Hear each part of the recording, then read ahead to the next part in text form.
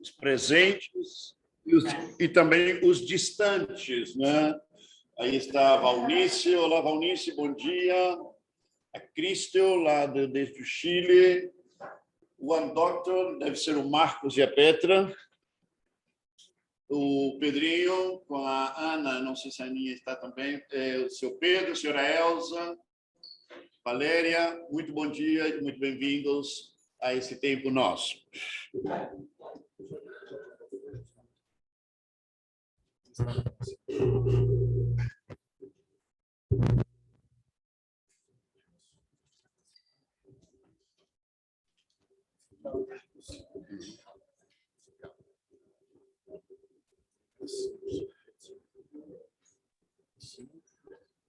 Tem jeito de colocar no cabo, não tem jeito.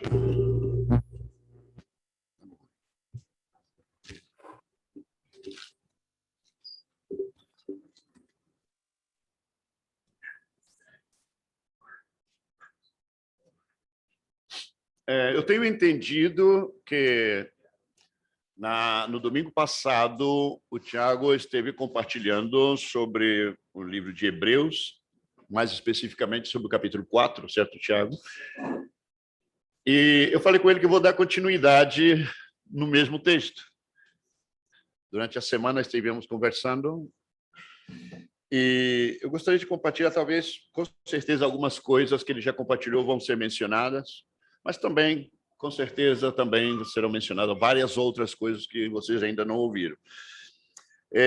Eu gostaria de ler um texto do capítulo 4, do versículo 9 ao versículo 11. Hebreus 4, do versículo 9 ao versículo 11. Ok. Aí podem acompanhar também a leitura na tela. Portanto, resta um repouso para o povo de Deus, porque aquele que entrou no descanso de Deus, também ele mesmo descansou de suas obras, como Deus das suas. Esforcemo-nos, pois, por entrar naquele descanso, a fim de que ninguém caia, segundo o mesmo exemplo de desobediência. Vou contextualizar a leitura, ok? Todo o texto está falando, tomando como referência a peregrinação do povo de Israel, desde a saída do Egito até a entrada da Terra Prometida e as coisas que passaram naquele trajeto que durou 40 anos.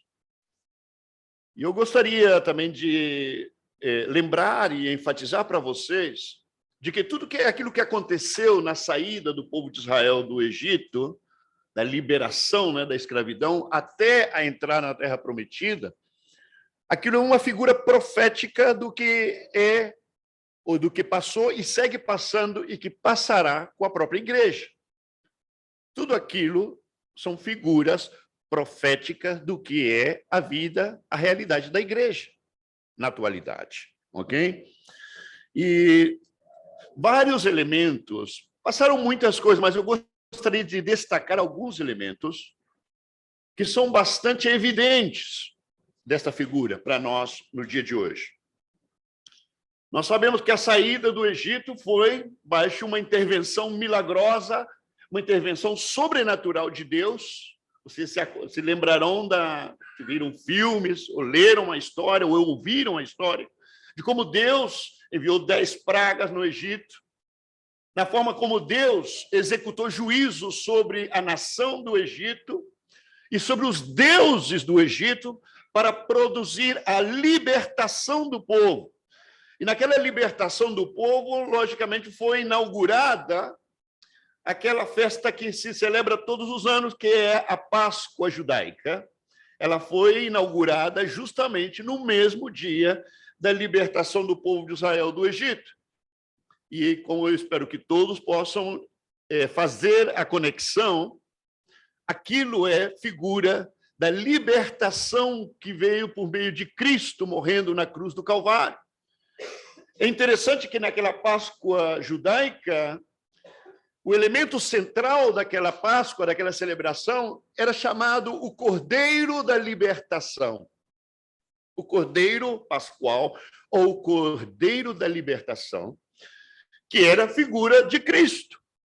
Se nós lemos depois em João 1:29, João Batista fazia referência a Jesus, apontando para ele, dizendo: aí está o Cordeiro de Deus, que tira o pecado do mundo. Aquilo era a figura da pessoa de Cristo, do juízo executado por Deus na cruz do Calvário. Todo o juízo que deveria vir sobre a humanidade foi caída sobre Jesus na cruz do Calvário, trazendo assim a redenção, trazendo o perdão, trazendo a libertação daqueles que crescem que Jesus morreu no seu lugar naquela cruz. Aqueles que se identificaram com esse sacrifício receberam esta intervenção também milagrosa, experimentando essa libertação do mundo, libertação das trevas, libertação do pecado, libertação do poder do diabo, para o reino de Cristo, para a luz de Jesus Cristo. E ali também se inaugurou. Aquela foi nossa Páscoa, a morte de Cristo na cruz, foi a Páscoa da igreja. A Páscoa inaugural da igreja de Cristo. Depois disso, houve outro evento interessante, que foi a passada pelo Mar Vermelho, o cruzamento do Mar Vermelho. Aquilo é uma figura profética importantíssima para nós como igreja. Eu gostaria de pedir ao Pedro que colocasse 1 Coríntios, capítulo 10, do versículo 1 ao 6, no texto, por favor, que faz referência a essa passada do povo de Israel cruzando o Mar Vermelho e o significado daquilo para nós como igreja hoje. E diz o seguinte: ora, irmãos, não quero que ignoreis que nossos pais, falando do povo no deserto, estiveram todos debaixo da nuvem. Lembram que havia uma nuvem que guiava o povo pelo deserto. E todos passaram pelo mar. E todos foram batizados em Moisés. Essa expressão significa que o batismo é uma forma de identificação. Assim como o povo estava identificado com Moisés, porque Moisés representava a antiga aliança, o antigo pacto, a lei do Antigo Testamento. Moisés era a figura de Cristo. Então, a identificação do povo com a lei e com o antigo pacto era na pessoa de Moisés. Ok? Então, disse que em Moisés foram batizados, que quer dizer, para identificar-se com Moisés, o que Moisés representava, que era a lei do Antigo Testamento. E disse, na nuvem e no mar. Claro que a nuvem e o mar foram instrumentos desse batismo. Foi o que Deus usou para levar a cabo essa identificação com Moisés, a identificação do povo de Israel com Moisés. Então, o mar, nós sabemos que era água conhecida por todos nós, mas também a nuvem, que era visível, era a representação da presença e a guia de Deus para o povo de Israel, ok? E todos, depois que passaram o mar, depois que foram batizados em Moisés, vem outro elemento, e disse, e todos comeram de uma mesma comida espiritual. Vocês se lembrarão que o Deus mandou, durante 40 anos no deserto, até a entrada na Terra Prometida, durante 40 anos o povo comeu maná. Uma comida providenciada sobrenaturalmente. Olha bem, uma comida providenciada sobrenaturalmente, mas uma comida real. Era uma comida verdadeira. Mas tinha sua origem no sobrenatural de Deus. Era considerada uma comida espiritual, evidentemente. E todos comeram da mesma comida espiritual e beberam todos de uma mesma bebida espiritual. Eu creio que vocês podem imaginar o que representa essa comida espiritual e essa bebida espiritual depois de ter sido batizados em Moisés. Aquilo representa a ceia do Senhor. Interessante que essa bebida espiritual, queridos, também era milagrosa, ainda que era água verdadeira, água pura, cristalina. E essa água saía de uma rocha.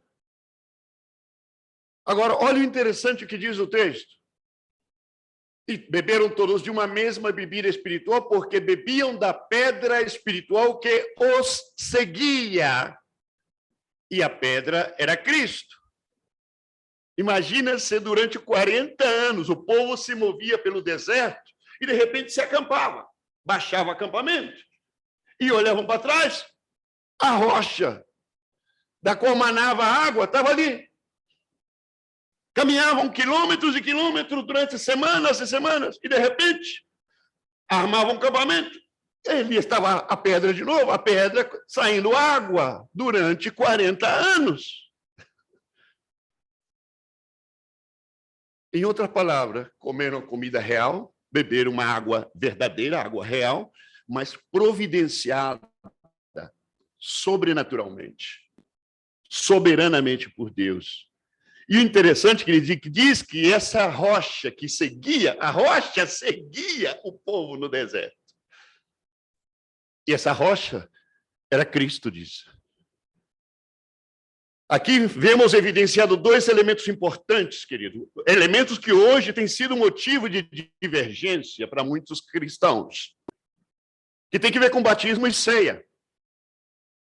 Não existe ceia sem batismo, queridos. Eu sei que tem pessoas que creem em coisas diferentes com respeito a isso. Mas, lamentavelmente, não entender que não existe ceia sem batismo é não entender a natureza do batismo. É não entender a natureza da ceia. Existe muita profundidade nesse tema, tanto batismo como ceia. É um tema extremamente profundo. Nunca deixaremos de receber revelação nessa temática.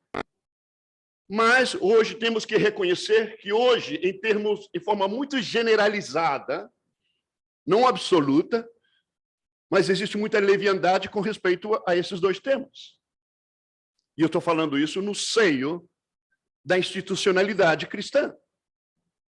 Existe muita superficialidade, muita leviandade no trato desses temas, que são ordenanças dadas por Jesus para a sua igreja.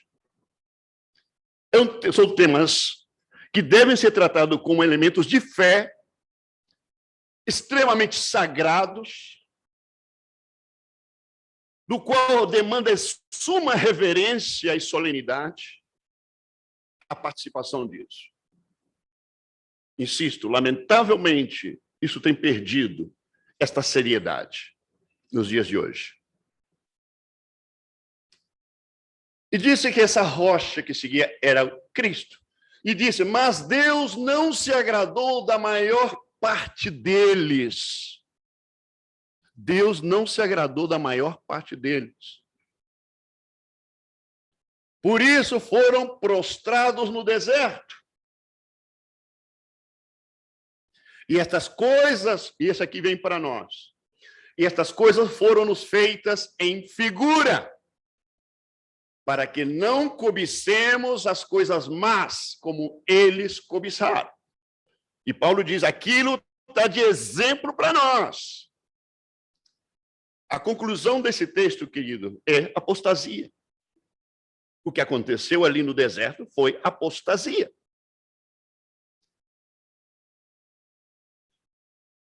Sigamos. É interessante, eu quero só mencionar algo com respeito ao maná, que tem uma lição muito importante para o povo de Israel, mas também para nós. Deus tinha ordenado que o maná se recolhesse todos os dias, somente a quantidade necessária para a alimentação daquele dia. Não que não existia suficiente no chão, existia abundância de maná no chão. Tanto assim que a maioria daquele maná se ia perder. porque era mais do que o povo precisava. Mas Deus tinha dado uma ordem: só recolhe aquilo que você precisa a cada dia. Mas teve situações descritas na Bíblia de que muitos do povo começou a recolher mais da conta, mais do que precisava. E o que aconteceu? Que no 8º dia estava cheio de bicho, estava podre aquele maná. Nós temos que entender, queridos, por que Deus deu esta instrução. Detrás dessa instrução prática, o que Deus estava dizendo para o povo é: aprendam a depender de mim cada dia. Confiem na provisão minha, suficiente de cada dia. Sabe onde vemos refletida essa lição espiritual? Na oração de Jesus, na oração que Jesus ensina aos seus discípulos.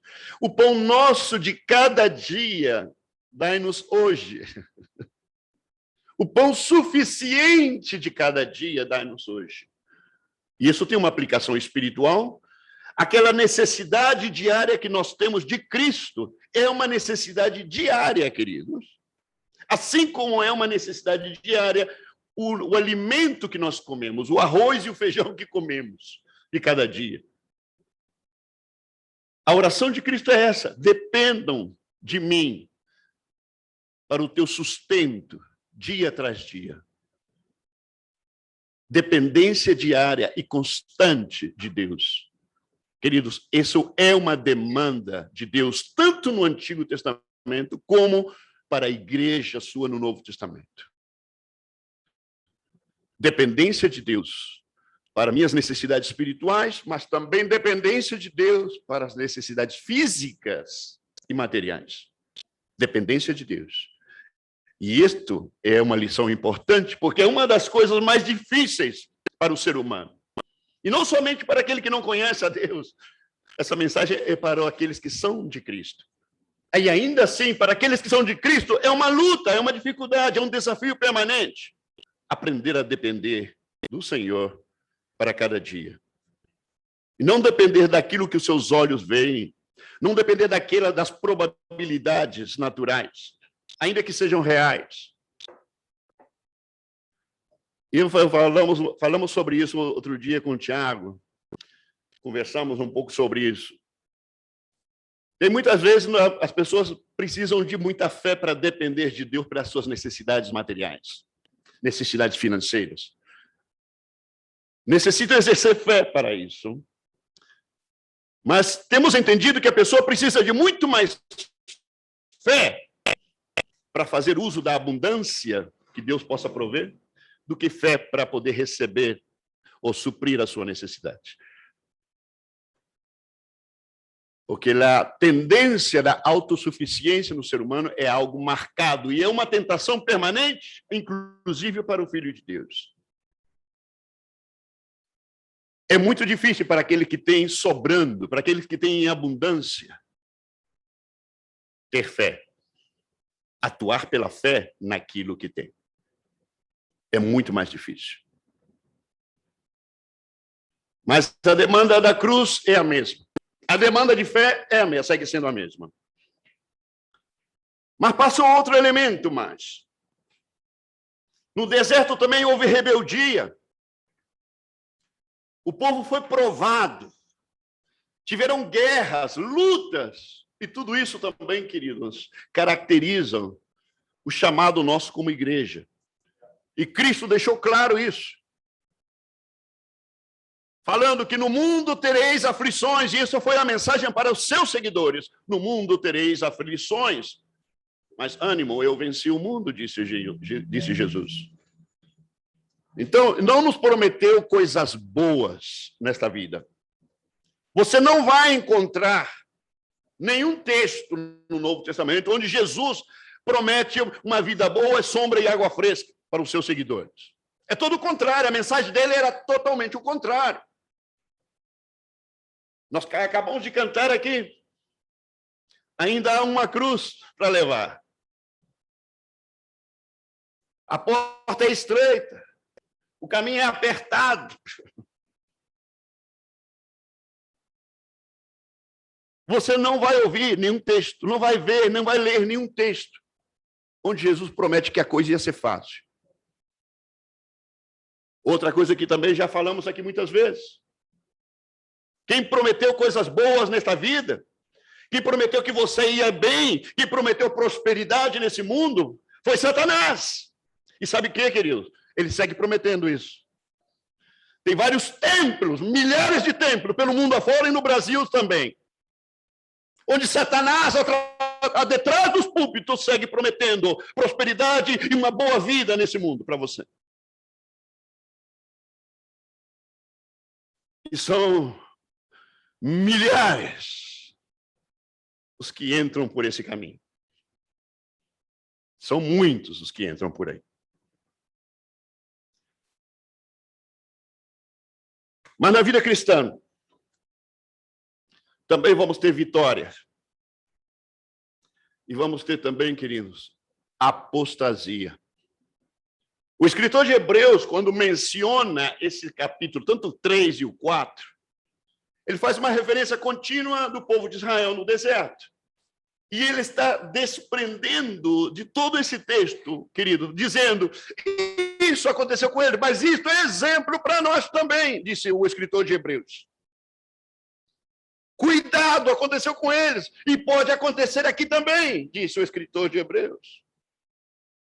Ele está falando com judeus convertidos a Cristo, os judeus que receberam o evangelho.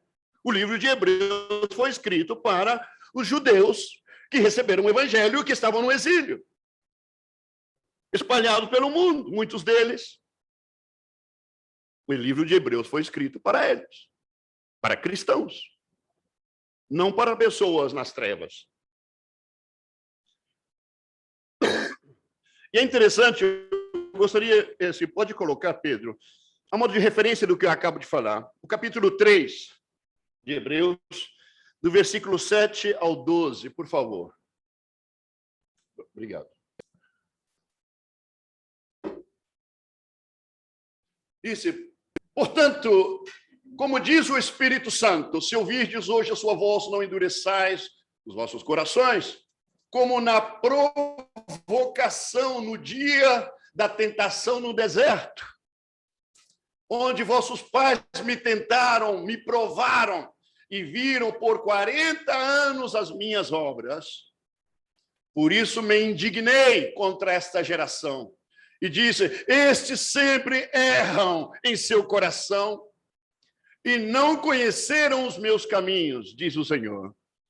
Assim jurei na minha ira, disse Deus, que não entrarão no meu repouso. Eu quero pedir a sua atenção, que vocês sublinham essa palavra repouso, ou descanso. Algumas traduções de vocês falam de descanso, porque vamos falar no final sobre isso. Descanso, repouso. Não entrar no meu repouso, que neste caso particular, é uma referência à terra prometida. Ainda que isso também era a figura do repouso verdadeiro, que viria muito mais adiante. Nós já falaremos disso. Assim jurei na minha ira que não entrarão no meu repouso. Veja, irmãos, que nunca haja... Olha, aqui o escritor de Hebreus agora apela para irmãos na fé, irmãos em Cristo. Veja, irmãos, que nunca haja em qualquer de vós um coração mau e infiel, para se apartar do Deus vivo. Ai, é possível apartar-se do Deus vivo. É possível apartar-se do Deus vivo. E sabe, queridos, outro versículo, 18 e 19, também, por favor. E a quem jurou que não entrariam no seu repouso, senão aos que foram desobedientes. E vemos que não puderam entrar por causa da sua incredulidade. Toda rebeldia, toda desobediência aos princípios e aos mandamentos de Deus, queridos, é uma expressão de incredulidade. E a palavra na Escritura que segue a incredulidade em forma imediata é morte, que quer dizer condenação eterna. O que segue a incredulidade é morte eterna. Não puderam entrar por causa da incredulidade. E essa incredulidade, ela se manifesta com a rebeldia e desobediência. Desobediência. Motivos nunca vão faltar para qualquer ser humano justificar o que fez e por que fez o que fez e por que deixou de fazer o que não fez. Nunca vai faltar justificativa e motivo. Já falamos também sobre isso muitas vezes. E sabe, querido, dos que saíram do Egito, olha bem, dos que saíram do Egito, segundo Êxodo, capítulo 12, versículo 37, diz que saíram 600 mil homens do Egito, 600 mil homens, sem contar as mulheres e as crianças. E fazendo as contas, estamos falando de mais de 2 milhões de pessoas saíram do Egito. Isto era uma média de 3% da população do mundo naquela época, que estaria ao redor de 70 milhões de pessoas. Mais ou menos 2,5 milhões, quase 3 milhões de pessoas saíram do Egito. É muita gente. Pensando que esses homens, muitos eram casados, tinham filhos. Ok? Agora, sabe quantas pessoas entraram na Terra Prometida depois de 40 anos? Nós não temos um número de pessoas. Mas sim, queridos, disse daqueles que saíram do Egito, daqueles que saíram, porque temos que lembrar que muitos nasceram no deserto. Muitos nasceram no deserto. E todos aqueles que saíram do Egito com mais de 20 anos, nenhum deles chegou na Terra Prometida. Somente 2 famílias. 2 famílias, que é a família de Caleb e a família de Josué. 2 famílias daqueles que saíram do Egito, querido. 2 famílias de quase 3 milhões de pessoas. Isso deve servir como figura e uma alerta importante para nós.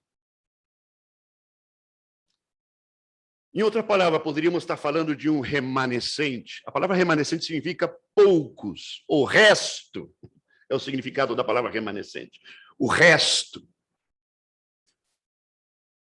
Não temos ideia quantas pessoas haviam durante a época de Noé. Não temos ideia, foi muito tempo antes do Egito. Mas, jogando um número bem baixo, querido, um número bem baixo. Vamos supor que eram 100 mil pessoas só que existiam na época. Eu tenho certeza que era muito mais, mas vamos colocar um número bem baixo, 100 mil pessoas na época de Noé. Você sabe quantas pessoas se salvaram na Arca de Noé?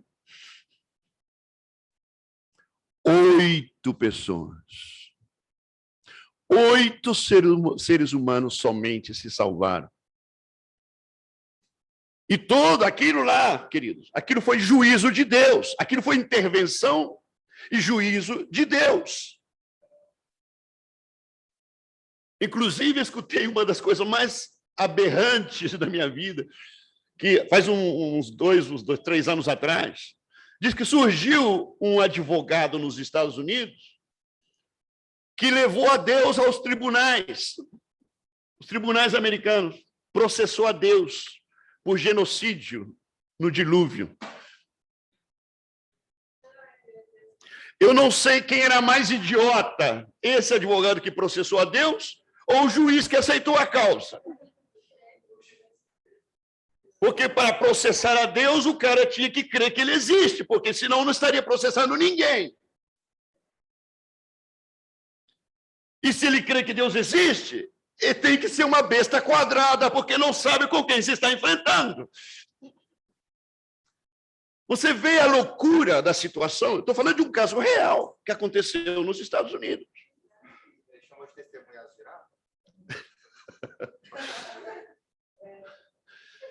Gente, para você ver o nível que pode chegar à loucura do ser humano. Einstein, ele falou uma coisa muito célebre. Ele falou: tem duas coisas infinitas no universo.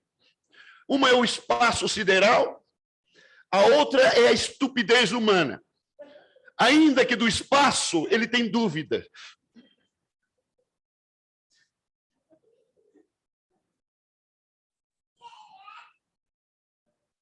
Interessante, não?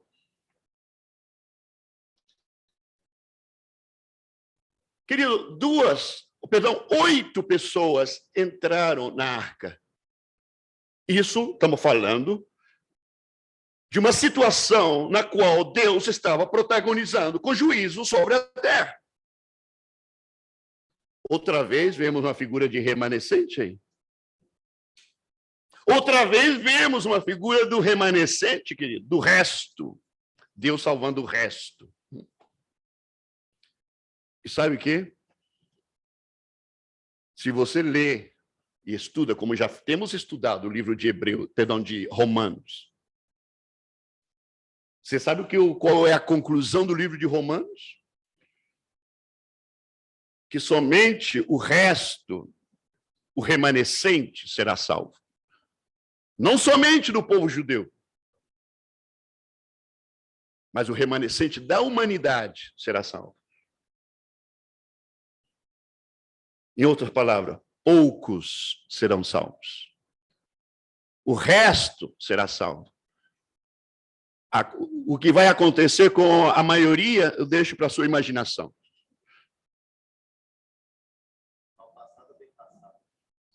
Pois é, bem passado ou mal passado, né?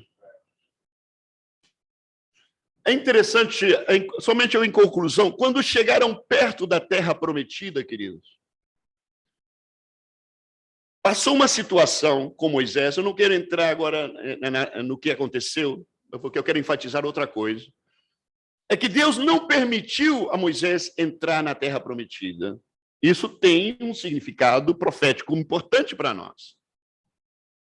Moisés, temos que lembrar que ele era a figura dele, que era a figura de Cristo, mas ao mesmo tempo ele representava a lei do Antigo Testamento. Ele pôde chegar perto da terra prometida, pôde ver a terra prometida, mas não pôde entrar. Aquilo não foi um acidente, não foi consequência de uma casualidade que aconteceu. A mão de Deus estava de trás de tudo aquilo. E quem assumiu a liderança do povo para entrar na terra prometida foi Josué. Você sabe de onde vem o nome Josué entre os judeus? O nome Josué entre os judeus é Jeshua, que traduz Josué ou Jesus. O nome Josué é o mesmo nome, em hebreu, é o mesmo nome que Jesus. A lei não pôde trazer o descanso para o povo de Deus. Somente Jeshua podia trazer o descanso. Por isso, Moisés teve que passar a liderança do povo para entrar no descanso da terra prometida a Jeshua, a Josué, que é o mesmo que Jesus. É interessante que em Romanos capítulo 10, versículo 4, diz que o fim da lei, a lei representada por Moisés, é Cristo, é Jeshua, que quer dizer não fim, não término, senão a finalidade da lei. A lei chega e diz: lá está Jesus, lá está Jesus, lá está a terra prometida, ali está o descanso do povo, ali está Jesus. Mas eu fico até aqui, disse a lei. Eu não posso entrar lá. Está em Romanos 10, 4, isso aí. Lembrar que Josué não era Josué no início, né? Não era Josué. Exatamente.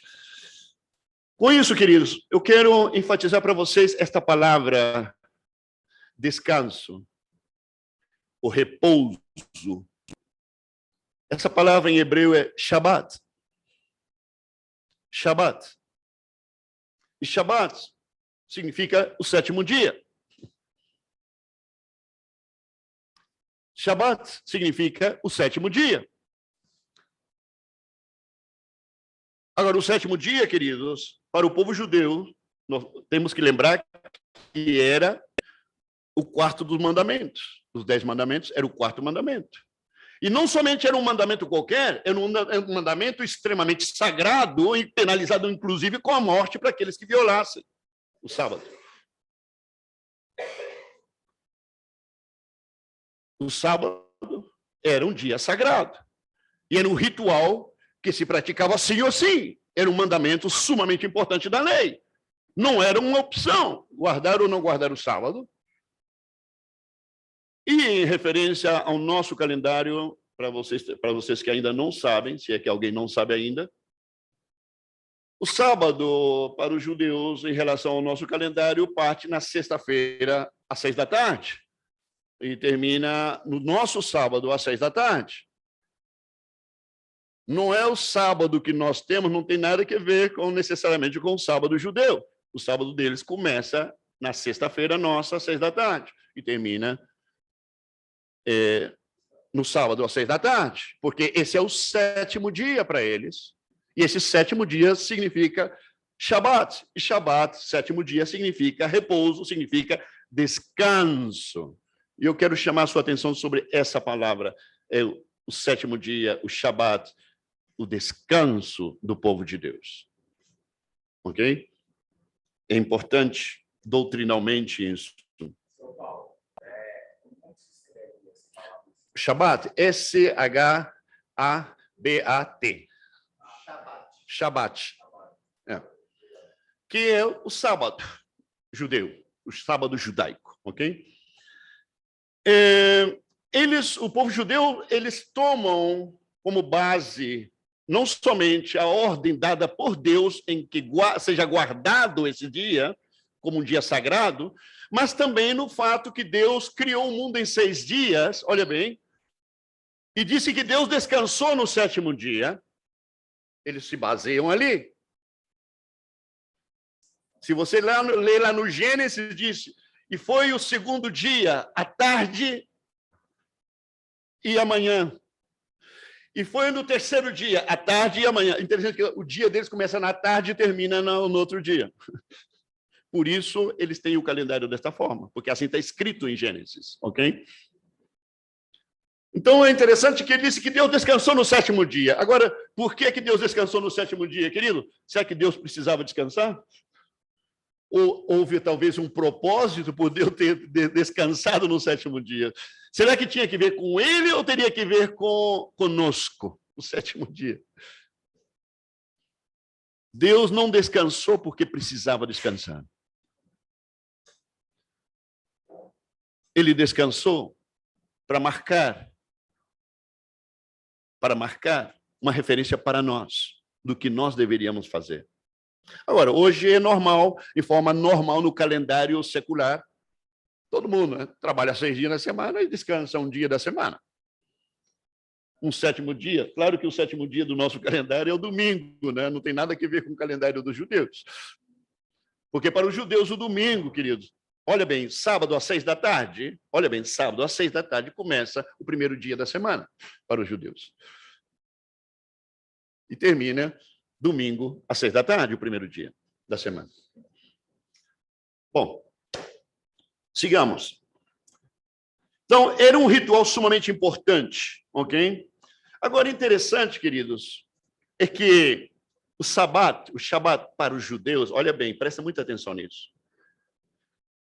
O significado do Shabat para eles é a manifestação do Messias e o descanso eterno do povo judeu. O Shabat significa a manifestação, a vinda do Messias e o descanso do povo. Não era somente chegar na Terra Prometida. O Messias estava prometido muito antes. O Messias, ele era, para o povo judeu, o Shabat. Mas tem um problema. Para os judeus, o Messias ainda não veio. Quem nasceu foi o filho de uma aventureira, uma mãe solteira lá em Israel, que os próprios fariseus chamaram de bastardo a Jesus. Chamaram ele de bastardo, sai lá no Evangelho. Filho de prostituição, filho de fornicação. Chamaram Jesus disso, filho de fornicação. Em outras palavras, para os judeus, Jesus ainda não veio, o Messias ainda não veio. Eles ainda estão esperando o Messias. Mas nós sabemos que o Messias já veio. E esta é a razão pela qual nós não celebramos o Shabat. Porque o Shabat já chegou. O Messias já chegou. Agora, os judeus têm que seguir celebrando, porque para eles o Messias ainda não veio. Então, tem que seguir celebrando o ritual do sábado até que o Messias apareça. Quando o Messias aparecer, eles já não celebrarão mais. Mas para a igreja de Cristo, o Messias já chegou. O nosso sábado, o nosso descanso já chegou. Estão seguindo, certo? O nosso descanso já chegou. E não somente chegou com a vinda da primeira vinda de Jesus, estamos esperando o nosso descanso eterno ainda. O que vem na segunda vinda de Cristo, o descanso permanente, o descanso pleno, definitivo. Vamos experimentar o Shabat em 2 vezes. Nós já experimentamos o Shabat com a vinda de Jesus. Por favor, põe o texto de Mateus, por favor, capítulo 11. Mateus 11, versículo 28 ao 30. Obrigado.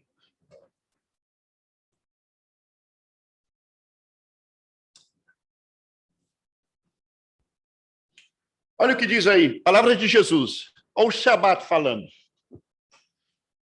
Olha o Shabat falando. Vinde a mim todos os que estáis cansados e oprimidos, e eu vos aliviarei. Tomai sobre vós o meu jugo e aprendei de mim, que sou manso e humilde de coração, e encontrareis descanso, encontrareis o sábado. Disse, tomai sobre vós o meu jugo, aprendei de mim, e encontrareis o seu sábado, encontrareis descanso, encontrareis repouso para vossas almas. Porque o meu jugo é suave e o meu fardo é leve. Nosso sábado, querido, já chegou. Eu quero compartilhar com vocês, abrir um parênteses e compartilhar uma curiosidade com vocês. Você sabia que os judeus eles não têm o mesmo calendário nosso, apesar de que eles utilizam civilmente o nosso calendário, mas eles têm o calendário religioso deles. Você sabe em que ano estão os judeus, segundo a Escritura Sagrada? Eles estão no ano 5.781. Em outras palavras, eles estão, olha bem, o que eu estou compartilhando com vocês aqui, estou abrindo um parênteses, é uma curiosidade, não é doutrina. Não é doutrina, por favor. Estão no ano 5.781. Em outras palavras, eles estão no 6º milênio. No 6º milênio. E, logicamente, faltam 219 anos para inaugurar o 7º milênio. Faltam 219 anos para inaugurar o sábado. Sigo insistindo, é uma curiosidade. Eu me pergunto por que Jesus não veio no 6º milênio. E me pergunto por que viria no 8º milênio. E por que não viria no sábado?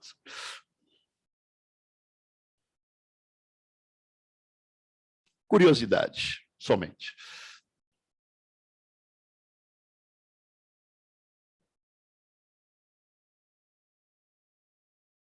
Para os judeus, o Shabat, queridos, representava o céu, o descanso do povo, o céu.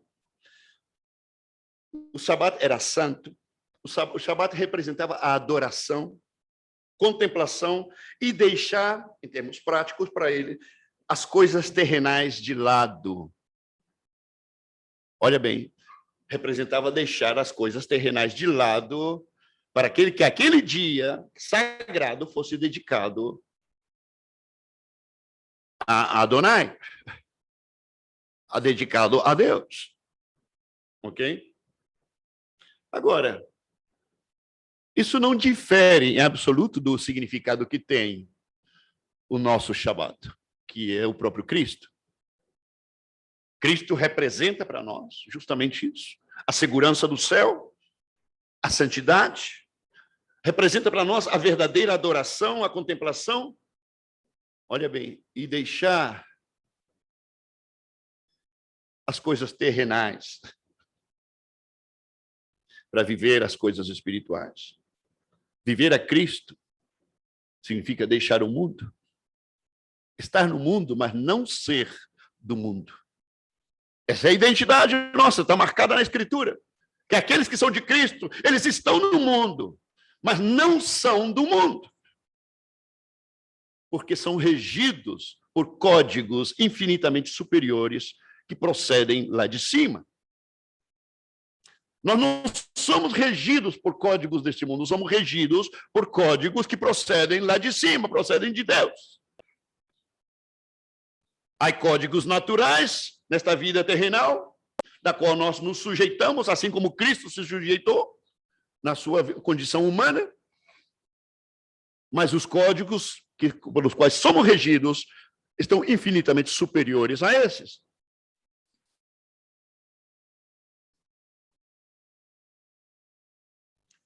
E Cristo é justamente tudo isso para nós. Queridos, fecho parênteses com respeito a isto. E vamos ver outro texto que está em Colossenses, capítulo 2, versículo 16 e 17. Palavras do apóstolo Paulo. Por que é que nós não celebramos o sábado? Primeiro, porque o Messias já chegou. É a principal razão. Porque o sábado já chegou para nós.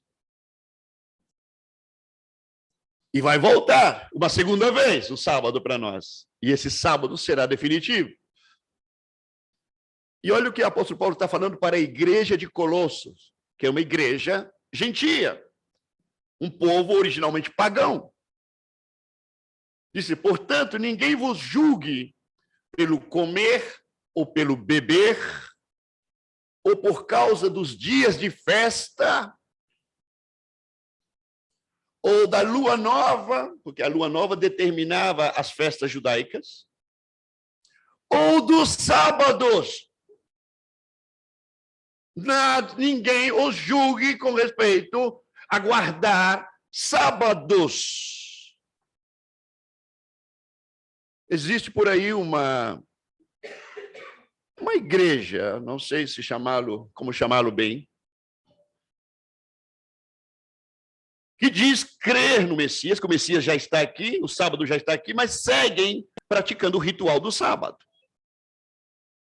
Porque dizem que aquilo foi uma ordenança perpétua de Deus para o povo de Deus. Mas parece que esqueceram que essa referência estava sendo dita ao povo judeu. E posso assegurar para vocês que depois de Cristo, ninguém sabia mais da lei judaica que aquele que escreveu esse texto, que foi o apóstolo Paulo. Ninguém o julgue com respeito a comidas e bebidas ou sábados. De repente, vai ver em outros textos onde Paulo diz, aquele que quiser fazer caso do dia, faça por causa do Senhor. E aquele que não quiser fazer caso do dia, não o faça para o Senhor. Aquele que julga todos os dias iguais, tudo bem, faça-o pelo Senhor, diz o apóstolo Paulo. Então, queridos, esse assunto de igreja, você não pode fazer isso, você não pode fazer isso, você não pode comer isso, você não pode beber isso, você não pode isso, você não pode aquilo. Isso se chama igreja evangélica. Ser guiados pelo Espírito de Deus, regidos pela palavra de Deus, ter nossas consciências cativas da palavra e do evangelho, se chama igreja da fé de Cristo, se chama isso. Não se chama igreja evangélica, se chama igreja de Cristo, da fé de Cristo. Igreja do evangelho de Cristo, se chama. Porque nenhum movimento, por mais cristão que possa ter no nome, hoje, necessariamente, representa as Escrituras. Chame-se como chame, mas não representa mais o que a Bíblia ensina. Logicamente, utilizam a Bíblia, utilizam muitas coisas da Bíblia, mas não representa. Porque se a Escritura hoje tiver que passar por em cima de toda a institucionalidade, não fica absolutamente nada de pé. Se o Evangelho tem que passar por cima de tudo, não fica nada de pé. Porque não estamos falando somente de ignorância. Não estamos falando somente de cegueira espiritual. Estamos falando de conhecimento omitido. Estamos falando de conhecimento bíblico que não interessa para nossas práticas. Disso eu estou falando.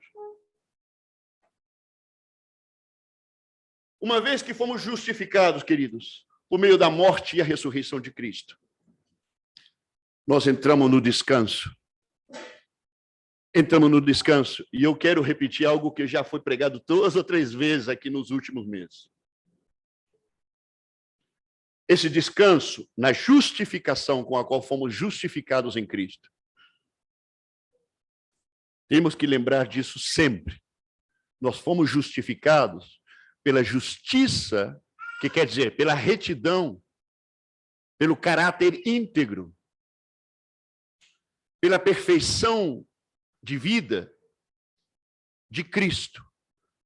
Fomos revestidos com isto, essa perfeição de Cristo.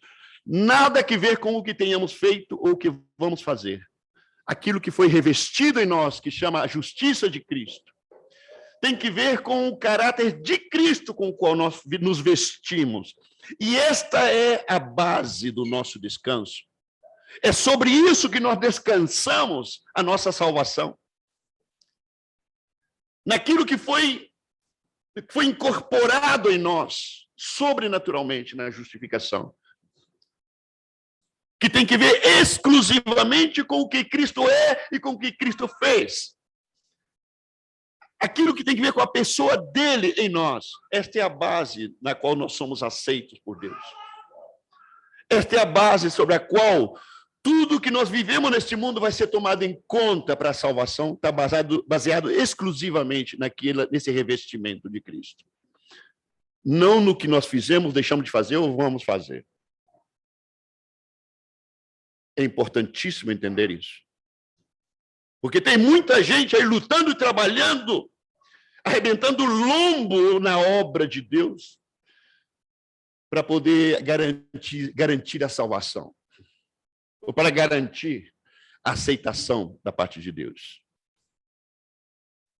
Aqueles que estão em Cristo já estão no descanso. Coloca o versículo 10 do capítulo 4, por favor, Pedro. Hebreus 4, versículo 10. Porque aquele que entrou no seu repouso, no repouso de quem? No repouso de Deus. Aquele que entrou, não aquele que vai entrar. Aquele que entrou no descanso. E sabe o texto? A palavra que aparece embaixo é sábado. Aquele que entrou no sábado do Senhor. Ele próprio repousou das suas obras.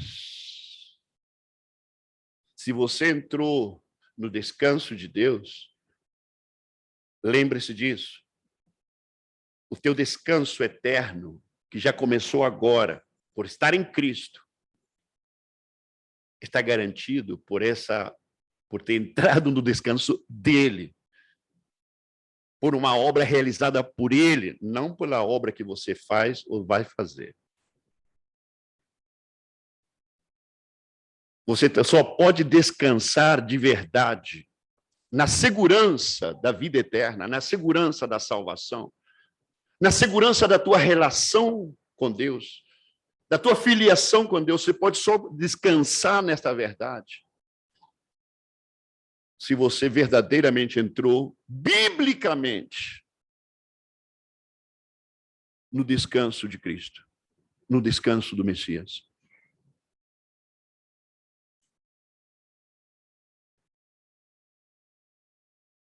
É interessante que no mesmo capítulo 4, queridos, versículo 1 e 2, olha bem o que diz. Temamos, portanto, é um chamado para a igreja isso. Temamos, portanto, que sendo-nos deixada a promessa de entrar no descanso de Deus, suceda parecer que algum de vós tenha falhado. Porque também a nós foram anunciadas as boas novas, como se deu com eles. Mas a palavra que ouviram não lhes aproveitou, visto não ter sido acompanhada pela fé naqueles que ouviram. Está falando que a palavra foi manifestada sobrenaturalmente. Eles ouviram a Deus falando. E está fazendo exatamente a mesma comparação que passa hoje da mesma maneira. Ouvem a palavra de Deus. E quando falamos de ouvir, que eles estão falando de revelação. Não estou falando que simplesmente entrou por um ouvido, processamos na mente, encontramos bonita, dizemos sim, é a palavra de Deus, e ficou por aí mesmo. Quando diz que ouviram, está falando que essa palavra mexeu com você lá dentro. O evangelho mexeu lá dentro de você. Esse evangelho mostrou a sua carência, mostrou a sua condição, mostrou a sua necessidade, gerou um vazio profundo dentro de você. E você entendeu. Isso é ouvir, queridos. E você entendeu que você precisava desse evangelho. Você precisava dessa manifestação. Ao mesmo tempo, gerou simultaneamente uma compreensão de que essa palavra que estava sendo ouvida por você, que era verdadeiramente palavra de Deus. E não somente isso, mas gerou também uma determinação dizendo, essa palavra eu quero viver isso. Quando a pessoa reage desta maneira a esse ouvir a palavra de Deus, quando ela reage e manifesta e diz, eu quero isso aí é para mim. Isso, queridos, é ouvir. Agora, esse ouvir precisa ser acompanhado de fé. Sabe o que significa acompanhado de fé? Parece algo muito simples, mas não é tão simples como as pessoas imaginam. Ser acompanhado de fé significa que lá dentro, no seu coração, você diz sim, sim, sim. Eu quero isso para mim. Eu acredito de todo o coração nisso. E quando você diz, agora não é somente o seu coração e o seu espírito que vai falar. Agora a sua boca vai falar. Irmãos, eu quero isso para mim. Eu quero viver isso. Alguém me ajuda. Eu quero isso para mim. Isto no coração e na boca. Isto é acompanhar com fé. Isto é acompanhar com fé. O povo de Israel, eles ouviram, entenderam tudo. Nossa, sim, é verdade. E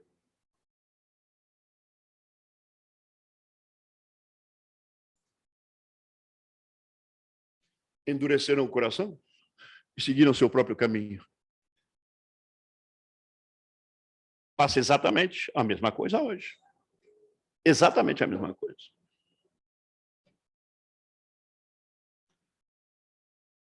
Em Colossenses 1:27, vamos para o final da mensagem. Colossenses 1:27, um texto também muito conhecido para nós. Diz, as quais Deus quis fazer conhecer quais são as riquezas da glória deste mistério entre os gentios e entre nós, que é Cristo em vós, esperança da glória. Se Cristo... É muito fácil. Olha, interessante, meus irmãos, lembrar disso. É muito comum escutar isso. Que eu sou evangélico. O que significa que Cristo está comigo? Sabe qual a diferença entre ser evangélico e ser cristão? Ser evangélico é Cristo está comigo. Ser cristão é Cristo está em mim. Essa é a diferença. Cristo em mim. E eu me lembro, durante muitos anos, lá no Chile, não? Eu me lembro que eu comecei a fazer vários temas relacionados com isso. E as pessoas diziam, eu levo a Cristo no meu coração. Eu levo a Cristo adentro, alguns diziam. Quando eu começava a escutar isso, queridos, eu começava a fazer pergunta para as pessoas. Ok, você diz que leva a Cristo dentro do seu coração. A pergunta é, quem leva quem? É você leva a Cristo ou Cristo te leva? E se os dois estão juntos, estão aí dentro um do outro, a pergunta é quem toma as decisões? Quem dirige? Ou vão fazer isso por turno? Senhor, eu levo hoje. Eu levo o volante hoje. Amanhã o Senhor leva. Se Cristo é em mim, quem dirige? Quem leva? Quem toma as decisões? Porque os dois não podem tomar as decisões. Um tem que tomar a decisão. Um tem que dirigir.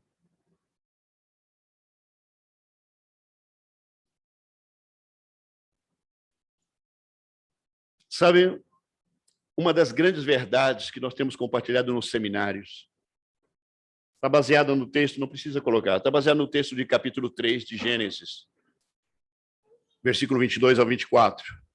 Quando o homem pecou, vocês se lembrarão disso, quando o homem pecou, a primeira expressão que Deus utilizou foi essa.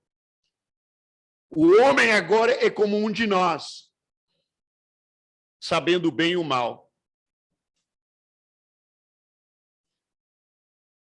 O que quis dizer Deus com isso? O homem agora é como um de nós. É lógico que Deus não está dizendo que agora o homem é um Deus todo-poderoso como eu. Deus não está dizendo isso. O homem é como um de nós. Aquilo era um reproche. Aquilo era como se diz, uma repreensão que Deus estava dando. E diz, não seja, como consequência, não seja que agora ele estenda a mão e coma também da árvore da vida e viva para sempre. Muitos leem esse texto e não entendem esse texto. O que Deus estava dizendo é, o homem, ele usurpou, através da sua rebeldia, uma atribuição exclusivamente divina.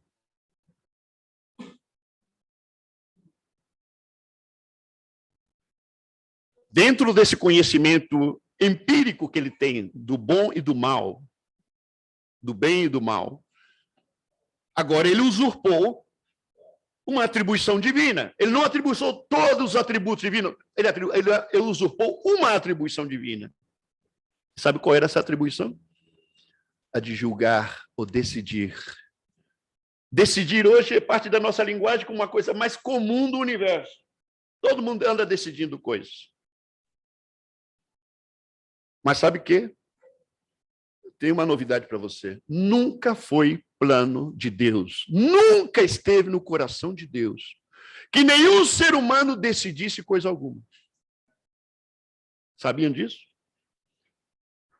Quando Jesus, lá em João, capítulo 6, versículo 38, ele diz: porque eu desci do céu não para fazer a minha vontade, senão a vontade daquele que me enviou.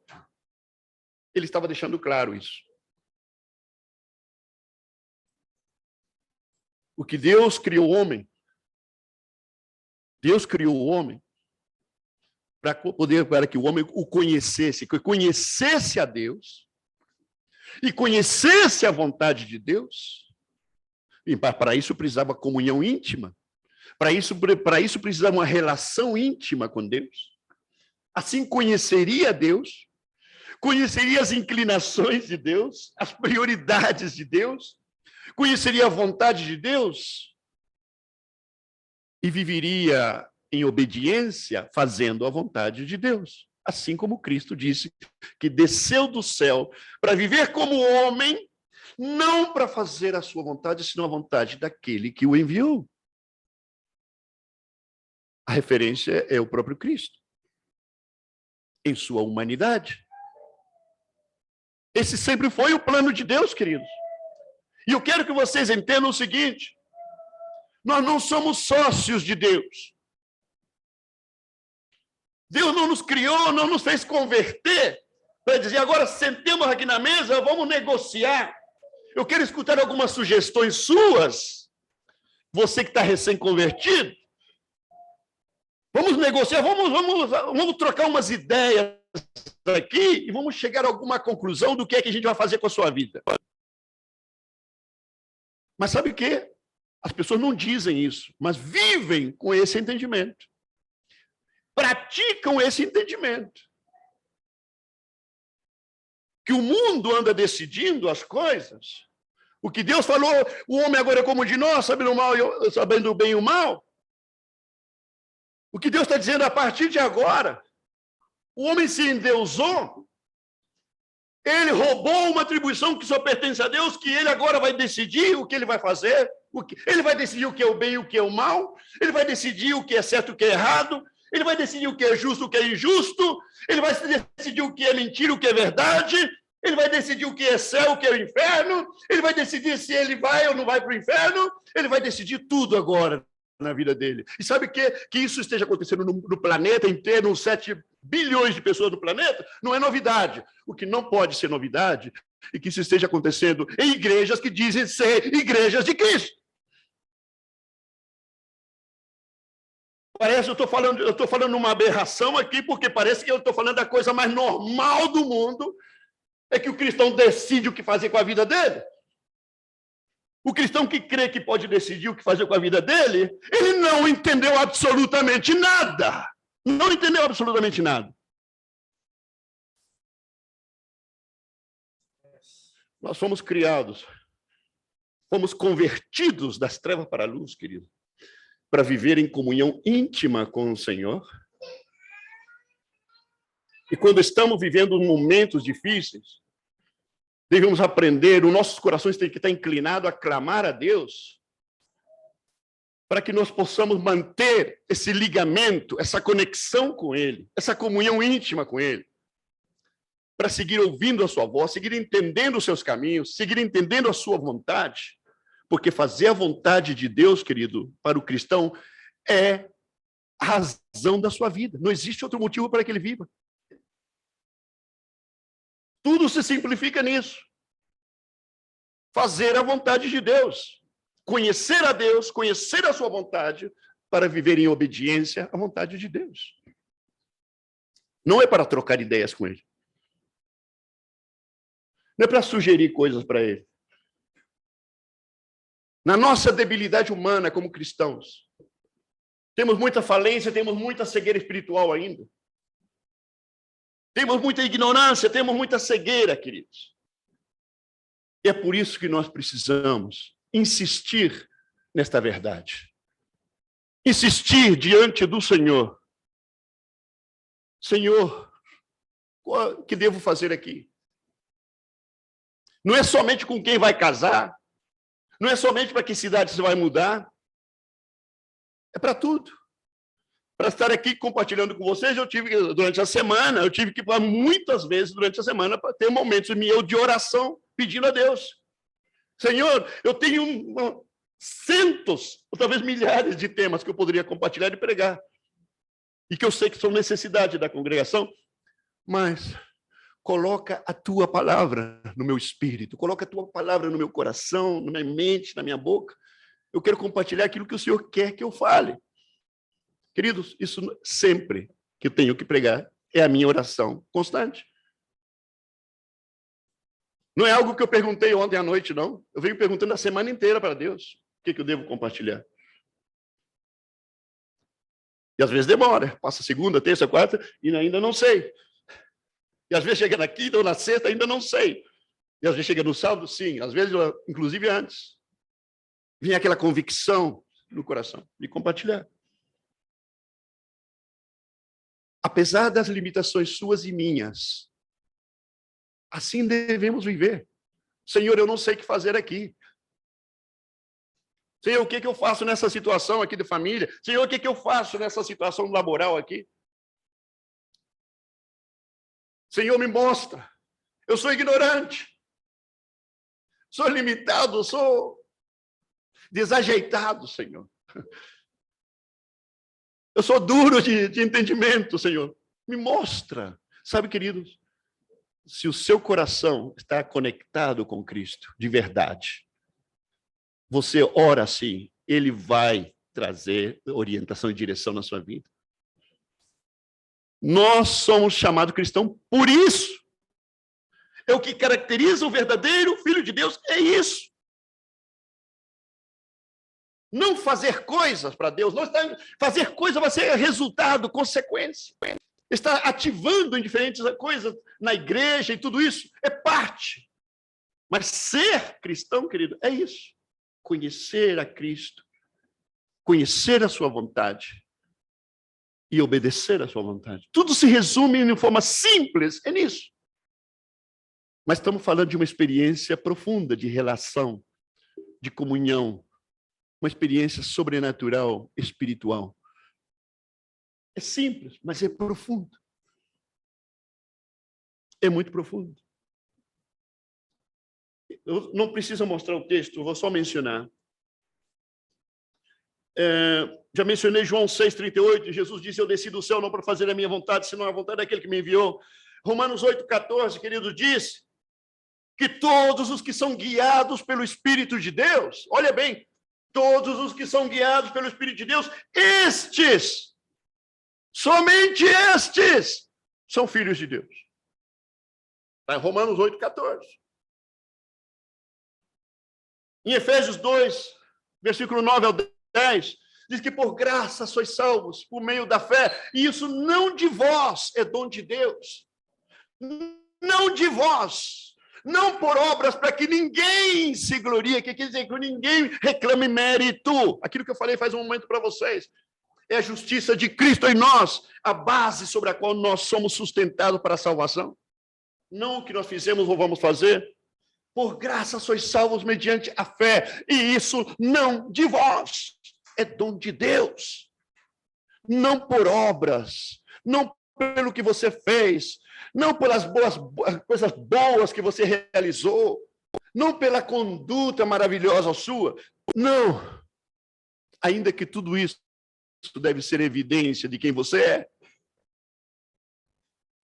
Não por obras para que ninguém se glorie. E diz, mas somos, o termo, versículo 10 termina dizendo, porque nós somos feituras suas, somos feitos por Deus, olha bem, para boas obras.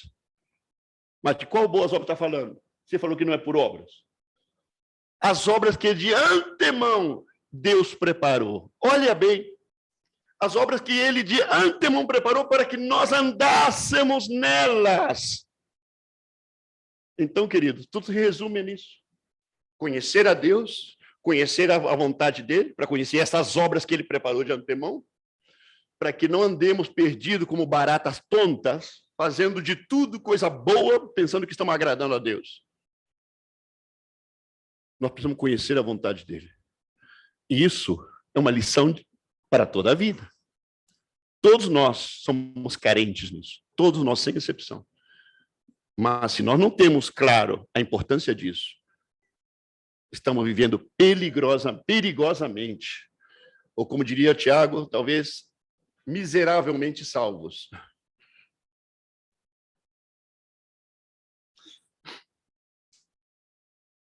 Lembrando, querido, que as obras nossas que vamos realizar em Cristo, que não tem que ver com a nossa salvação, olha bem, não tem que ver com a nossa salvação. As obras que vamos realizar em Cristo, no nosso peregrinar cristão, vão ser julgadas no juízo final. Vão ser julgadas. E essas obras se perdem ou servirão como base de galardão, de prêmio da parte de Deus. Essas obras que vamos realizar em Cristo não tem que ver absolutamente com nossa salvação, mas sabe o quê? Poderiam ter muito que ver com a apostasia também. Isso sim. Porque as obras que façamos em Cristo ou fora de Cristo podem evidenciar um coração rebelde, podem evidenciar um coração desviado, o que leva à apostasia.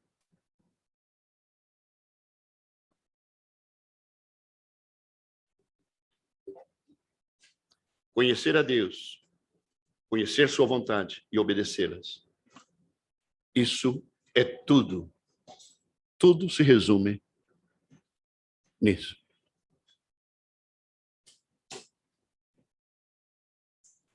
E é justamente a coisa mais negligenciada que existe.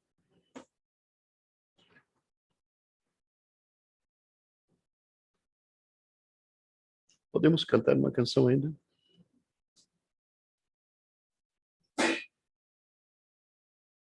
Fique de pé, por favor. Vamos cantar.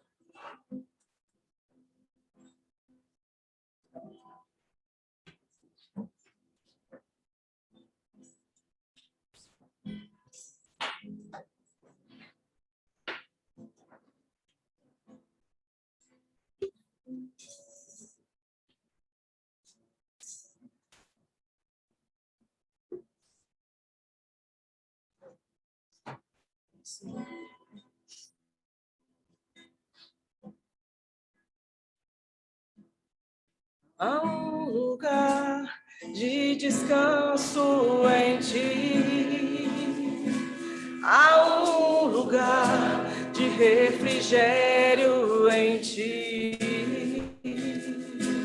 há um lugar onde a verdade reina.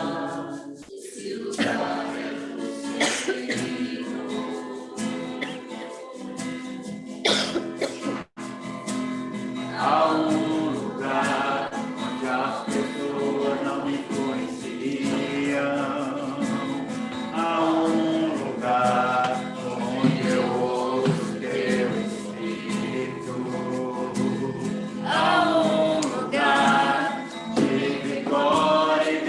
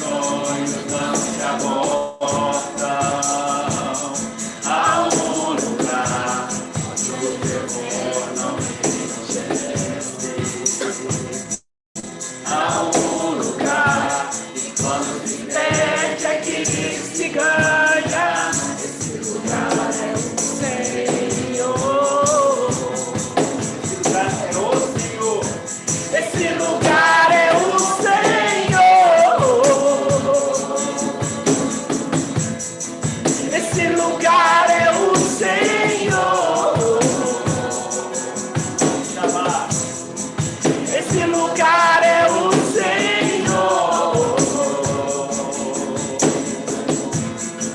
Esse lugar é o Senhor. Esse lugar é o Senhor. Esse lugar é o Senhor.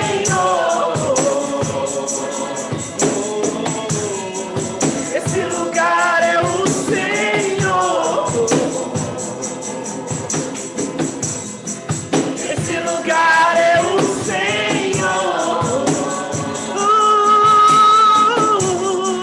Esse lugar é no Senhor. É o Senhor. Esse lugar é É o Senhor.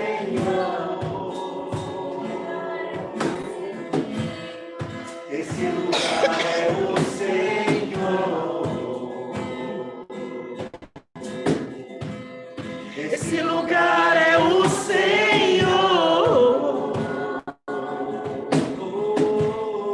Esse lugar é o Senhor. Não é um lugar. Senhor, é o Senhor. Esse lugar é o Senhor, esse lugar é o Senhor.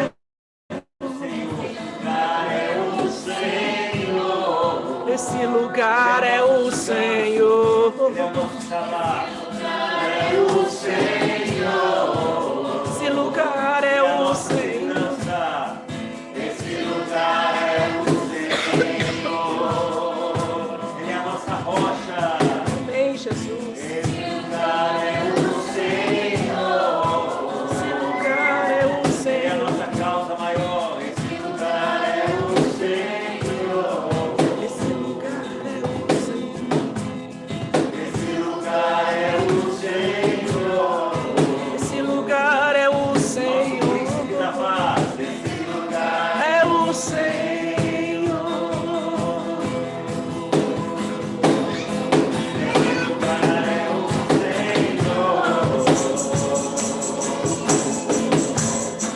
Esse lugar é o Senhor.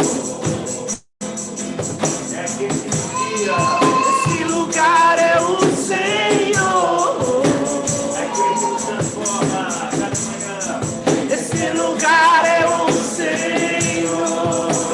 O Senhor. O Senhor. Esse lugar é o Senhor. Esse lugar é o Senhor.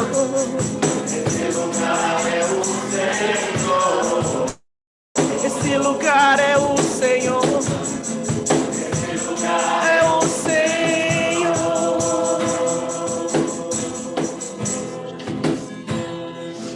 Amém, Senhor.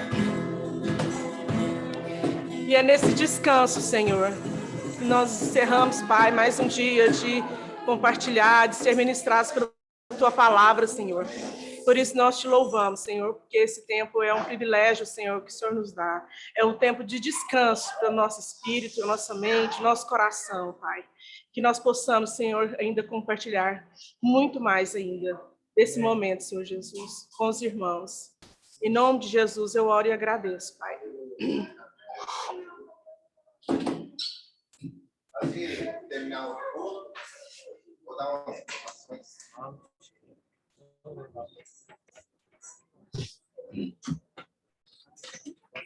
Vou esperar. Nossa, fisgou, ficou fisgando, não consegui. Não, mas eu senti. Agradecer aos irmãos que estão conectados, mais uma vez. Obrigado pela disposição, aos que estão aqui presentes também. Para finalizar, eu tenho alguns recados que são importantes, né? Eu creio que todos, ou quase todos, puderam observar lá no grupo que as meninas montaram para a gente o calendário, com as nossas atividades. E vou falar rapidamente aqui quais são, mas vocês podem acompanhar no grupo lá, e qualquer mudança que tiver, a gente vai avisar previamente. No dia 27/11 vai ser a Ceia do Senhor, então todos estejam preparados. Dia 28 não haverá culto, por causa que precede, é depois da ceia. E de dezembro, dia 5/12, reunião normal, 12/12, reunião normal, e dia 18/12, que é o sábado, será a nossa ceia, o ágape, e junto à confraternização de fim de ano. Dia 26/12, não haverá culto, e teremos nosso amigo secreto com revelação no dia 18, como fazemos todos os anos, vai ser através daquele link. As pessoas que foram participar enviam no grupo ou direto para nós, da diaconia, para o e-mail e o nome. E mais detalhes a gente vai colocando no decorrer. E no dia 18 será a revelação do amigo secreto, certo? E lembrar também da próxima terça-feira, nossa reunião de oração, que vai ser aqui na cafeteria, às 19h30. Espero que todos possam estar presentes. Os que estão em Uberlândia, façam o possível e o impossível para estar juntos presencialmente, que vocês sabem a importância que é. E no mais é isso. E agradecer ao Paulo por essa palavra e que possamos nos refletir nessa mensagem que o Paulo nos diz e nos lembrar e nos responder particularmente o que ele mencionou. Se Cristo é em nós e nós somos verdadeiros cristãos, quem que está assumindo o volante, né, da nossa vida? Não tem como compartilhar essa direção. Ficam como reflexão para todos e uma ótima semana para nós todos. Tchau, irmãos que estão conectados. Muito obrigado mais uma vez. Precisando, é só chamar o Paulo. Tchau, pessoal. Um abraço a todos. Abraço. Domingo para todo mundo. Tchau, Jéssica. Tchau, Moniz. Tchau, Cris. Tchau, tchau. Tchau.